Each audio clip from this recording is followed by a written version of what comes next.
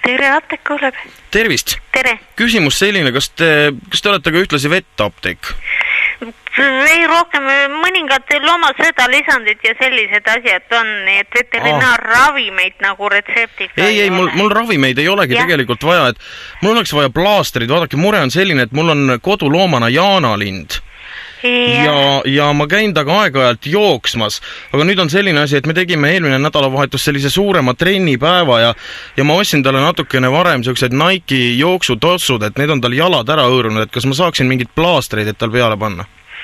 Oi, millist plaastrit see panna, kas see peaks olema selline avapadjaga alt siis? Nojah, et vaene lind on omal jalad täiesti ära õõrunud nende jooksusussidega.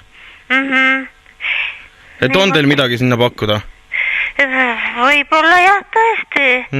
Ja meil on nagu teine mure on veel selline, et mul on tema jaoks tehtud üks ruum, kus on muldpõrand, et ta seal mõnusalt saaks olla, aga ta tuli mul ükskord tuppa, kui ma hakkasin just šampust jooma ja siis pauguga tegin pudeli lahti ja seal toas oli põrand betoneeritud, et ta lõi oma pea sinna vastu ära, kui tahtis sinna mulla sisse panna, aga nüüd on tal nagu silm sinine ja väike haavake on otsa ees, et sinna ka oleks plaastrit vaja.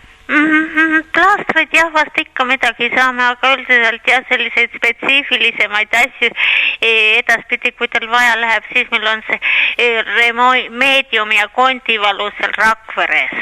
Ei, tal kondivalu ei ole, ta on lihtsalt nagu selline trauma teinud. Selge, aga astun läbi siis? Jah, olgu nii, 3-ni olen täna siin. Hüva, tulen, kas ma võtan jaanalinnu kaasa? No ma ei tea. Et kuidas, kas ta mahub teile siin, et ta jookseb nagu päris kiiresti, et ma võib-olla ei jõua taga sammu pidada kingades või niimoodi?